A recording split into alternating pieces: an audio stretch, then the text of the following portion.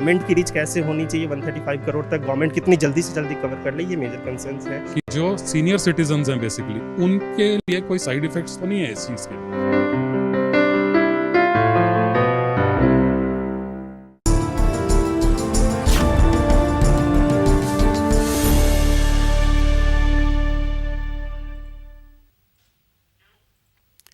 नमस्कार, India science की विशेष प्रस्तुति प्रश्नकाल में आप सबका बहुत बहुत स्वागत है। आपके साथ मैं हूं मानवर्धन कंठ और आज प्रश्नकाल में कोरोना से संबंधित सवालों के जवाब देने के लिए हमारे साथ स्टूडियो में मौजूद हैं धर्मशिला कैंसर अस्पताल के वरिष्ठ चिकित्सक डॉक्टर अंशुमान कुमार। डॉक्टर साहब, आपका प्रश्नकाल में बहुत बहुत स्वागत है। सर, 21 जून से 18 साल से ऊपर के सभी लोगों को मुफ्त टीकाकरण की व्यवस्था सरकार की ओर से की गई है। आपको क्या लगता है पूरे देश में वयस्कों के टीकाकरण कब तक हम पूरा कर लेंगे? अब जो टीकाकरण की नीति अपनाई गई है, एक 16 जनवरी 2021 को जिस दिन डिक्लेयर हुआ था कि फ्रंटलाइन वर्कर को लगाना है, उस दिन एप्रिसिएबल प्रोटोकॉल था। और अब जो 21 जून को हुआ है, जो नीति बनाई गई है, एप्रिसिएबल है कि 18+ जिनमें वैक्सीनेशन का ट्रायल पूरा हो चुका है, उनको सभी को टीकाकरण इस स्पीड से अगर लगाएं तो इस वर्ष के आखिरी तक हम एक्सपेक्टेड जो पॉपुलेशन है, जितनी आबादी से हर्ड इम्यूनिटी अचीव कर लेंगे, मतलब 95 करोड़ से लेकर 100 करोड़ इतने को हम लगा पाने में सक्षम हो जाएंगे। कब तक? मुझे लग रहा है दिसंबर तक इस वर्ष के आखिरी तक हम अचीव कर लेंगे इसको। अच्छा, और सर पिछले 14 दिनों से देख रहा हूँ कि पॉजिटिविटी रेट 5% से कम है, तो क्या ये मान लिया जाए कि दूसरी लहर खत्म हो गई है? आपका क्या मानना है? उसके पहले लहर को समझना जरूरी है। बिल्कुल बिल्कुल। समुद्र के किनारे जो लोग खड़े होकर देख चुके हैं, जब एक लहर आती है और पीछे जा रही होती है, तो उसके पीछे से दूसरी लहर चल पड़ी होती है। तो मतलब एक लहर डाउन हुई, दूसरी लहर आ रही है पीछे से, इस बीच में पानी डिस्कनेक्टेड नहीं होता है। मतलब कोरोना केसेज रहेंगे। आज कहीं 5% एवरेज कंट्री की है, कहीं 1% से भी कम संक्रमण दर हो गया है, लेकिन केसेस तो हैं। तो ये माना जाए कि अभी जो पीक आया था ये डाउन हो गया है, लेकिन दूसरे अगले पीक की तैयारी भी है साथ साथ। तो इसलिए एहतियात अभी भी नहीं छोड़ना। ये नहीं समझना है कि बिल्कुल आप मुक्त हो चुके, कोरोना मुक्त भारत अभी नहीं हुआ है। अभी सावधानी और एहतियात बरतना है। जी डॉक्टर साहब, एक कॉलर हमारे साथ जुड़े हैं, अनिल जी, आप अपना सवाल पूछिए।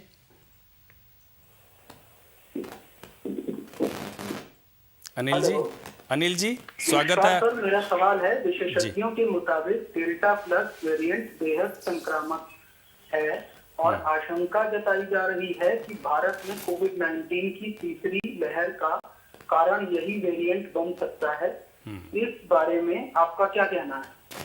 हाँ डॉक्टर साहब, ये डेल्टा वेरिएंट और डेल्टा प्लस वेरिएंट दोनों के बारे में देखिए, बता दें। जो म्यूटेशन है, अभी तक 24,300 से ज़्यादा म्यूटेशन वायरस के हो चुके हैं।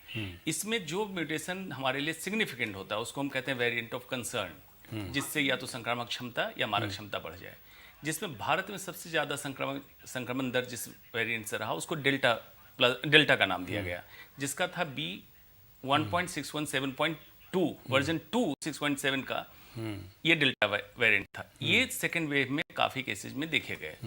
अभी जो डेल्टा प्लस है उसी में एक फर्दर म्यूटेशन हुआ है जिसको डेल्टा प्लस नाम दिया गया है। यूके में तीसरी लहर में इंडिया से गए हुए लोगों के द्वारा जो म्यूटेंट स्ट्रेन पहुंचा था, उससे अभी थर्ड वेव उनकी चल रही है।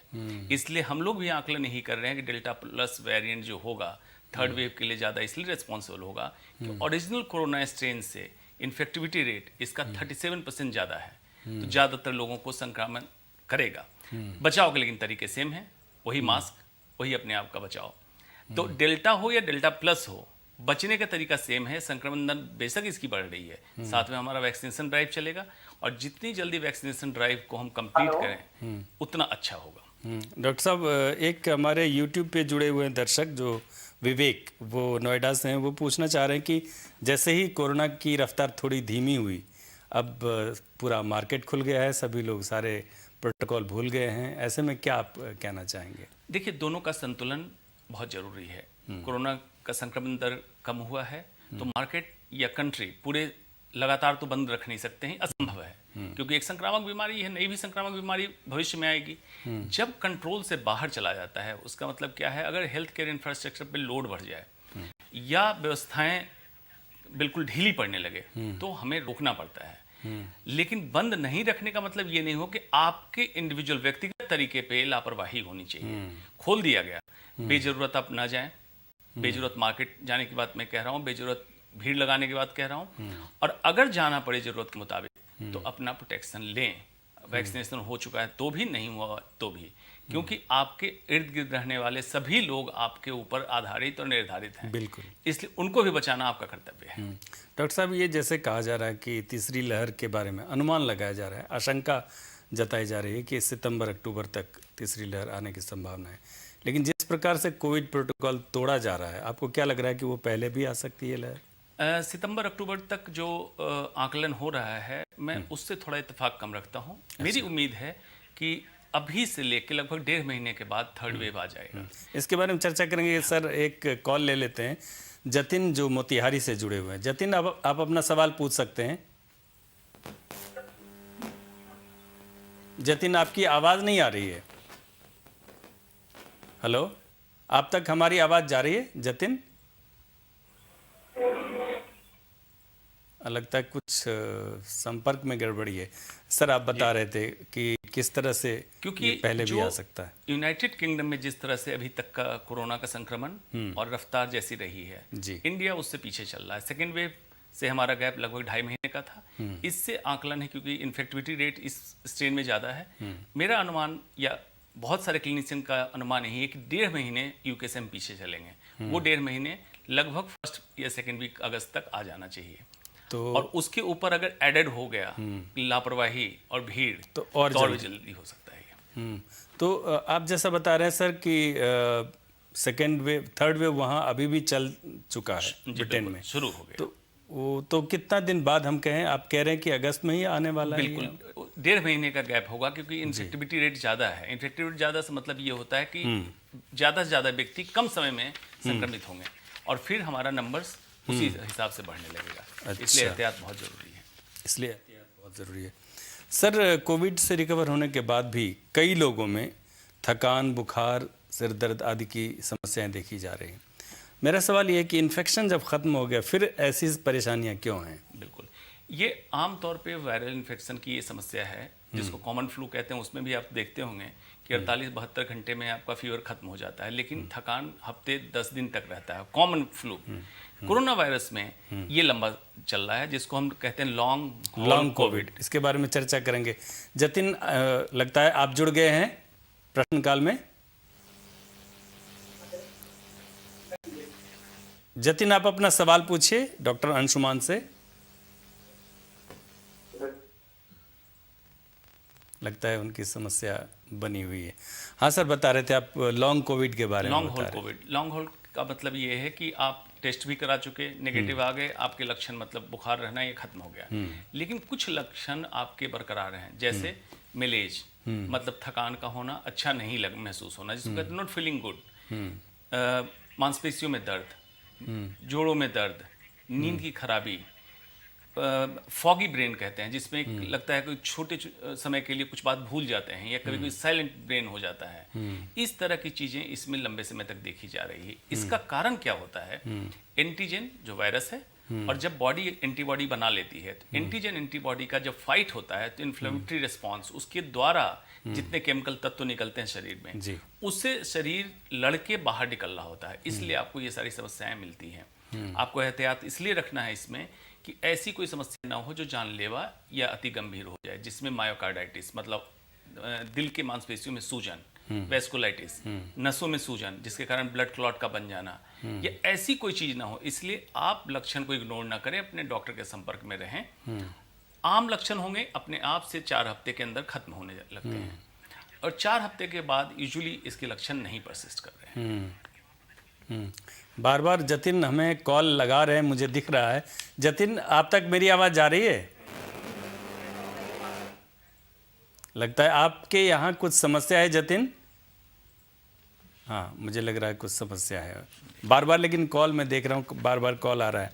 जी सर, आप बता रहे थे कि किस तरह से इन्फेक्शन खत्म होने के बाद भी कुछ चीज़ें रह जाती हैं, लेकिन उसके लिए ज़्यादा घबराने की ज़रूरत घबराने की नहीं जरूरत है। नहीं है, ऑब्जर्वेंट रहना है, विजिलेंट रहना है, पैनिक नहीं करना है। जी, ब्लड क्लॉट की समस्या की बात आपने कही सर, ये इस बार क्या कैसे ये हो रहा है कि कार्डियक अरेस्ट के केसेस और ब्लड क्लॉट की समस्या काफ़ी देखी जा रही है, इसके पीछे का कुछ बिल्कुल, इसके पीछे का बहुत वैलिड रीजन है, वैज्ञानिक तथ्य है। Doctor Eric New England Journal of Medicine के एडिटर इन चीफ हैं। उन्होंने पोस्टमार्टम करके, जो कोरोना से जिनका इंतकाल हुआ, पोस्टमार्टम करके देखा तो छोटे ब्लड वेसल में, जिसको माइक्रो एंजियोपैथी कहते हैं, छोटे ब्लड वेसल में क्लॉट का पाया जाना ही प्रमुख कारण था, चाहे कोरोना में अति गंभीर रूप लिया या मौतें हुई। मतलब ब्लड क्लॉट्स बनना, वो होता क्यों था? वेस्कुलाइटिस, मतलब खून की नलियों का इन्फेक्शन, आप इन्फ्लेमेशन समझ सकते हैं, सूजन आना, जो क्लॉट को जमा दिया।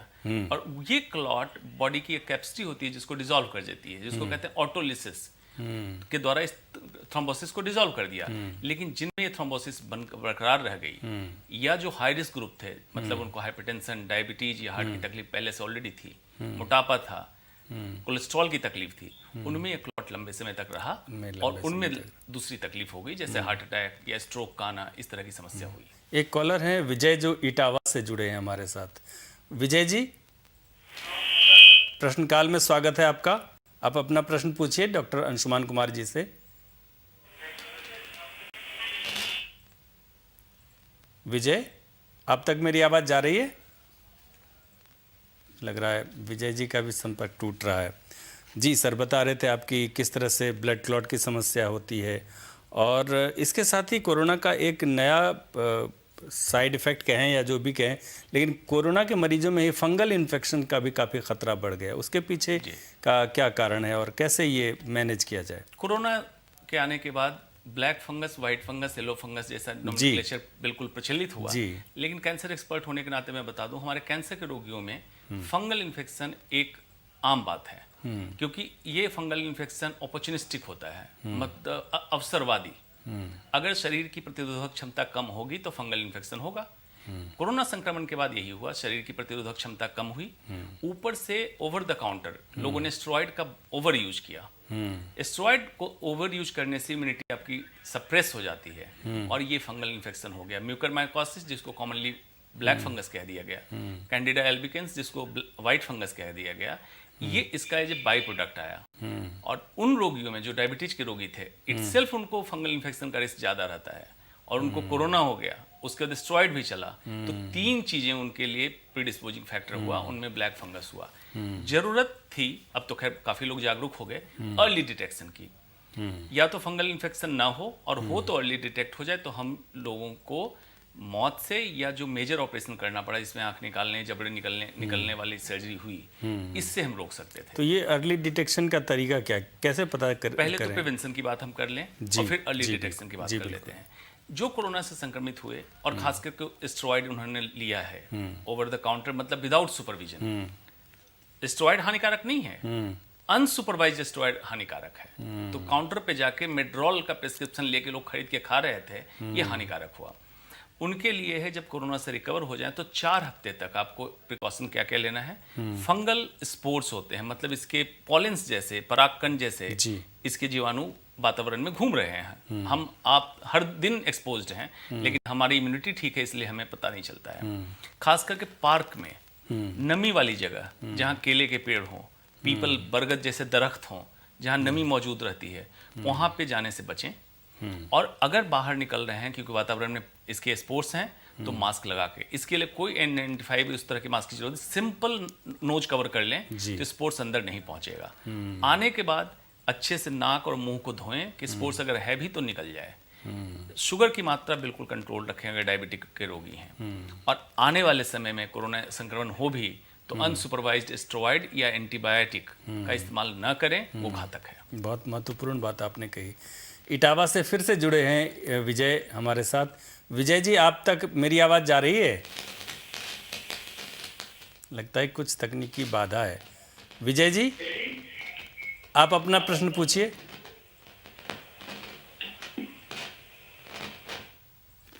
कुछ समस्या आ रही। डॉक्टर साहब, आपने कहा प्रतिरोधक क्षमता की बात आपने की, इम्यूनिटी की। 21 जून को विश्व अंतर्राष्ट्रीय योग दिवस भी था, और बहुत सारी बातें हुई कि योग से इम्यूनिटी काफ़ी बढ़ती है। इस बारे में आपका क्या ओपिनियन है? योग की परिभाषा, भाषा जितनी बदली परिभाषा भी बदल गई। अब महर्षि पतंजलि की बात कहें तो उन्होंने कहा था योगश्चित वृत्ति निरोधा जी। तो उसकी परिभाषा अलग हो गई। गीता में, महाभारत के समय योगा अर्जुन ने कर्मसु कहा कौशलम, तो योग की परिभाषा अलग हो गई। जी। 21 जून को जो हमने किया वो काइंड ऑफ एक्सरसाइज आप कह सकते हैं, या पूरे को निकालें तो योग आसन कह सकते हैं। आसन वाली चीज हमने की। तो इसका मेडिकल रिसर्च भी बहुत सारा हो चुका है, जिसमें दिखाया जा चुका है कि जो व्यक्ति अगर अष्टांग योग पूरी तरह से फॉलो करता है, उसमें तो अद्भुत, एटलीस्ट आसन प्राणायाम भी कुछ भी करता है और थोड़े संयम जीवन को जीता है, तो उसकी प्रतिरोधक क्षमता बाकी लोगों से ज़्यादा होती है। नॉन स्पेसिफिक डिफेंस मैकेनिज्म ज़्यादा होता है, natural killer cell, mast cell इसमें ज़्यादा होगा। स्पेसिफिक डिफेंस मैकेनिज्म मतलब अगर कोई खास संक्रमण कोविड हुआ तो उसके प्रति प्रतिरोधक क्षमता बनना, स्पेसिफिक इम्यूनोग्लोबिन बेहतर बनेगा, क्योंकि इनके अंदर जो सिस्टम होता है बेहतर रहता है। और अगर आप अष्टांग योग करते हैं जिसमें आपका बॉडी, सोल एंड माइंड तीनों हेल्दी हो, मतलब आप physically, mentally and spiritually enlightened and healthy हैं, तो फिर आपकी प्रतिरोधक क्षमता अनपैरेलल होगी, इसमें कोई दो मत नहीं है। डॉक्टर साहब विजय दोबारा मिला रहे हैं हमें। विजय जी, आप अपना सवाल पूछिए। जी जी, नमस्कार, स्वागत है आपका। पोस्ट कोविड केयर में फॉलोअप चेकअप कितना जरूरी है?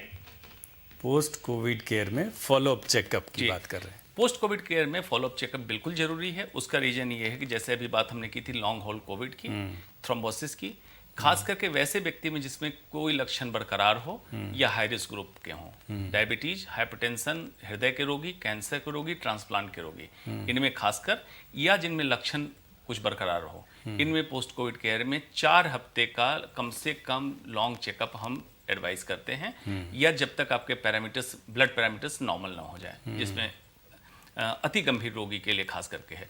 माइल्ड मॉडरेट में लॉन्ग टर्म फॉलोअप की कोई आवश्यकता नहीं होती है। यहाँ पर डॉक्टर साहब एक सवाल मेरा ये भी है कि अधिकतर केसेस में हमने देखा कि होम आइसोलेशन से ही खुद को ठीक करते हैं लोग बाग। होम आइसोलेशन को लेकर के भी काफ़ी सारी दुविधाएं रहती हैं, डॉक्टर से कब संपर्क किया जाए या क्या कुछ और किया जाए, इसके बारे में आपका क्या कंसेप्ट है, क्या कहना चाहेंगे हमारे? बहुत संतुलन की जरूरत है। होम आइसोलेशन में या तो ओवर कॉन्फिडेंट हो रहे हैं लोग, या पैनिक करके होम आइसोलेशन को ब्रेक करके बहुत जल्दी हॉस्पिटल में एडमिट हो रहे हैं।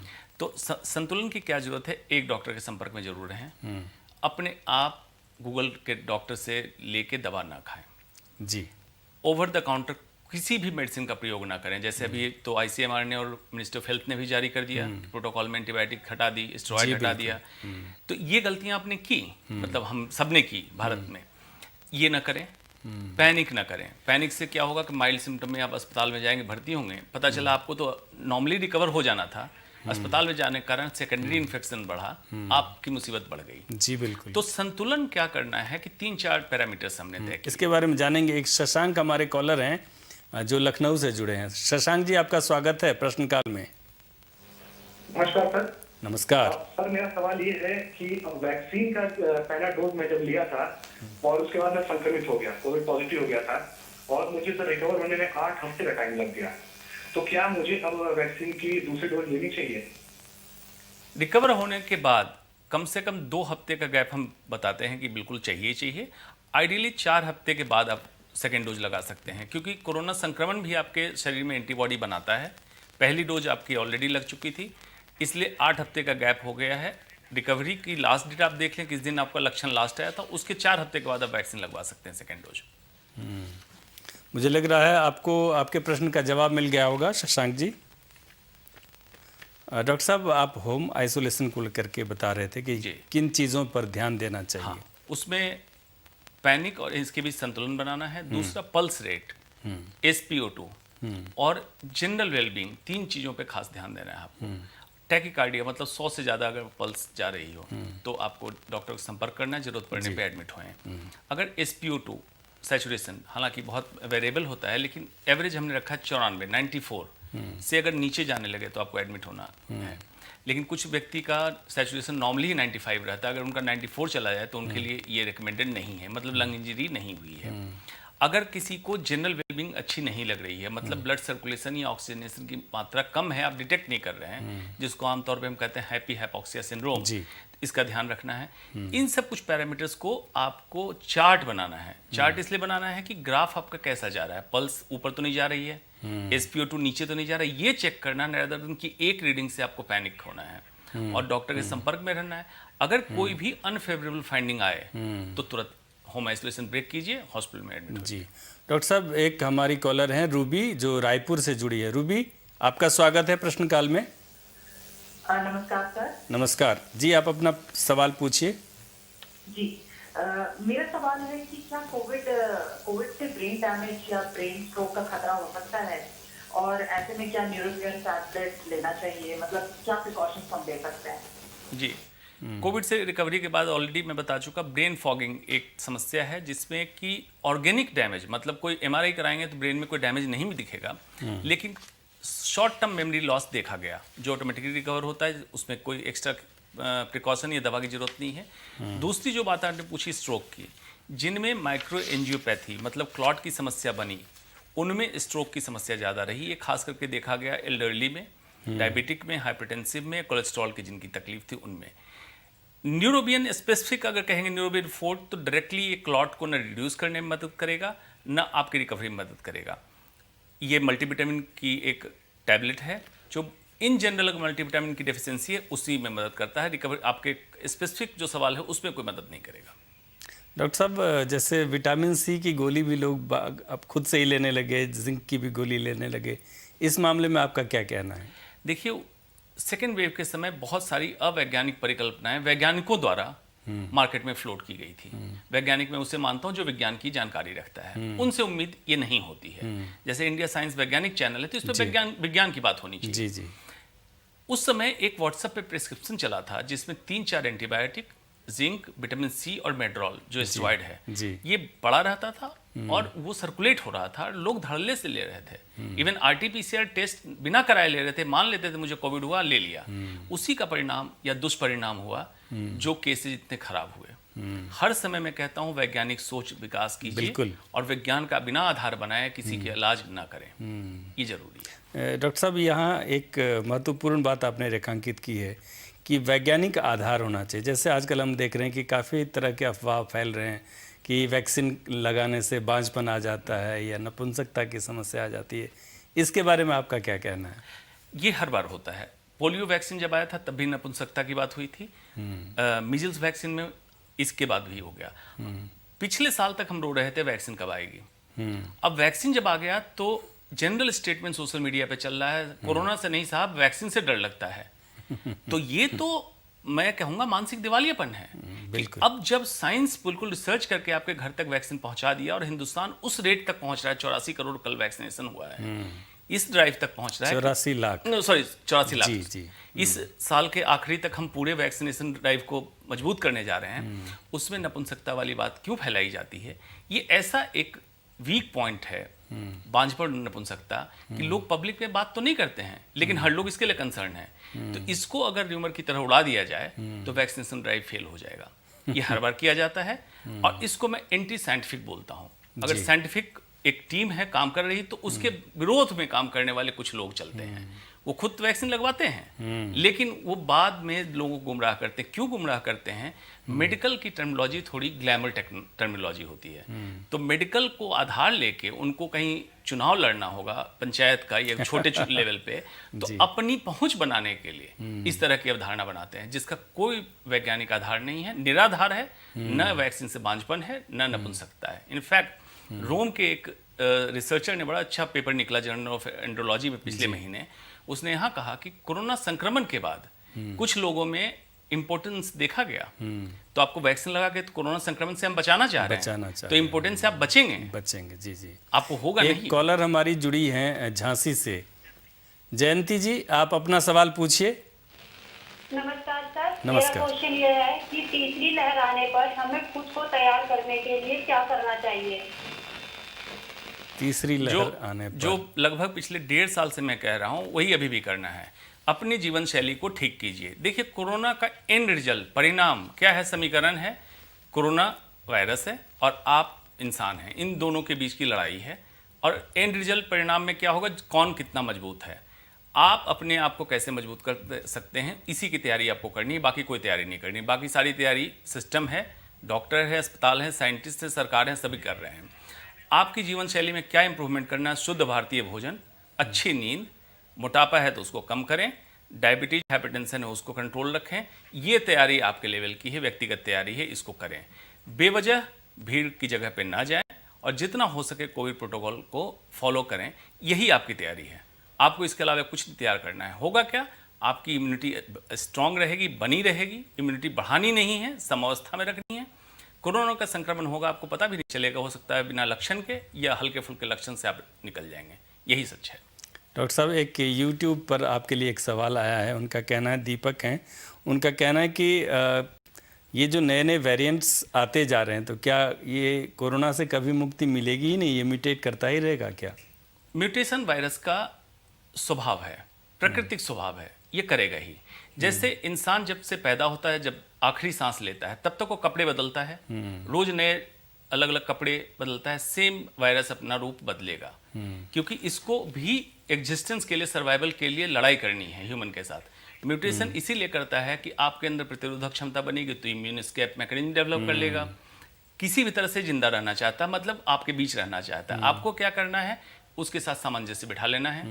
आप अपनी इम्यूनिटी ठीक कीजिए, उसको म्यूटेशन का टाइम नहीं मिलेगा। और वैक्सीनेट कराइए, इम्यूनिटी आपकी स्पेसिफिक ठीक हो गई जी, उसके चेन को तोड़ दीजिए, वायरस सुसुप्तावस्था में चला जाएगा, लेकिन आपके वातावरण में रहेगा, आपको डैमेज नहीं करेगा। एक कॉलर हमारे साथ जुड़े हुए रोहतक से, आप अपना नाम बताएं। हेलो जी हेलो जी, आप अपना नाम बताएं। सर, मैं रोहित बात कर रहा हूँ गोरखपुर से। हाँ रोहित, बताएं। सर, भारत विश्व स्तर पर सबसे बड़ा वैक्सीनेशन उत्पादक है, लेकिन वर्तमान में देश कोविड के टीकों की भारी कमी का सामना कर रहा है। आप अंतर को कैसे समझाएंगे सर? जी, ये बिल्कुल सच है। भारत वैक्सीन का सबसे बड़ा प्रोड्यूसिंग कंट्री भारत है, आज से नहीं कई सालों से, और एक्सपोर्ट भी करता है। लेकिन ये भी मानिए, भारत में आबादी भी इतनी है, तो सप्लाई चेन मैनेजमेंट की एक सिद्धांत होता है जिसमें डिमांड एंड सप्लाई। हमारी डिमांड ज़्यादा है, इतनी सप्लाई एक्सपेक्टेड नहीं थी कि इतनी सप्लाई हम इतनी जल्दी कर सके। इसके लिए 2 इंडिया की कंपनी काम कर रही थी, अब इस वी को धीरे धीरे करके बाकी कंपनी, तो इस गैप को भरने में समय हमें लगा, और ये एक्सपेक्टेड था, आबादी ज़्यादा थी। अभी तक हम विदेशों में जो सप्लाई करते हैं टीका, हार्डली हमारे एक राज्य के टीके के बराबर भी समझे, उससे कम के टीके सप्लाई कर रहे थे। ये प्रोडक्शन कैपेसिटी थी। बिल्कुल सही कहा आपने सर, ये आबादी एक बड़ी समस्या है जो है वो है। सर, बच्चों को लेकर के थोड़ी चिंता जताई जा रही है आने वाले समय में, इसके बारे में आपका क्या कहना है? जो थर्ड वेव के लिए बच्चों के लिए चिंता जताई रही, कोई चौंकाने वाली चीज़ नहीं है। इसका मतलब ये है कि बच्चे भी संक्रमित होंगे। इसका मतलब ये नहीं बच्चे ही संक्रमित होंगे, बच्चे भी संक्रमित होंगे। मतलब ये है कि ये इन्फेक्टिविटी रेट जब बढ़ रहा है, स्पाइक प्रोटीन ओवर एक्सप्रेशन हो रहा है, तो ये बच्चों को भी संक्रमित करेगा। बच्चे आज तक भी संक्रमित हुए हैं, लेकिन कम हुए। अब जब बच्चे संक्रमित होंगे तो बच्चों को डैमेज ना हो, इसके लिए ऑलरेडी इम्यूनोमॉड्यूलेशन की जो थ्योरी है बच्चों में बहुत अच्छी होती है। बच्चे संक्रमित होंगे, हल्के फुल्के लक्षण से निकल जाएंगे। उन बच्चों को रिस्क होगा जिनको कंजेनिटल डिजीज हो, मतलब पैदाइशी बीमारी, स्टेरॉयड या ब्लड कैंसर का इलाज हुआ है, ऐसे बच्चे। दूसरे कौन से बच्चे, आज से उनके लिए भी समय है, माँ बाप उनके अगर सुन रहे हो तो फास्ट फूड बंद कराइए बच्चों का। वजन अगर ज़्यादा है तो घर पे ही रह के उसको योगा स्ट्रेचिंग जो भी कराना है कराइए, वजन कम कराइए। तो आज से उन बच्चों को तैयार कीजिए फिटनेस की तरफ। 1.5-2 महीने का आपके पास टाइम मिला है, उन बच्चों को संक्रमण हुआ भी तो नुकसान नहीं होगा। तैयारी उसकी जरूरी है, उसको कर लें। जी, बहुत महत्वपूर्ण बात आपने रेखांकित की। डॉक्टर अंशुमान कुमार, हमारे स्टूडियो में आप आए, चर्चा किए, सवालों के जवाब दिए, इसके लिए बहुत बहुत शुक्रिया, बहुत बहुत आभार। प्रश्नकाल के आज के कार्यक्रम में बस इतना ही। कोरोना संक्रमण को देखते हुए आप सबसे विनम्र अनुरोध है कि लापरवाही न बरतें और कुछ आसान उपायों का पालन कर सुरक्षित रहें। मास्क लगाएं, 2 गज की दूरी ज़रूर बनाए रखें, बार बार हाथ धोएं और साफ सफाई रखें, और साथ ही टीका अवश्य लगवाएं। अगले सप्ताह हम फिर हाजिर होंगे प्रश्नकाल के ज्ञानवर्धक अंक के साथ। तब तक आप अपना बहुत ख्याल रखिए और हमें दीजिए अनुमति। नमस्कार।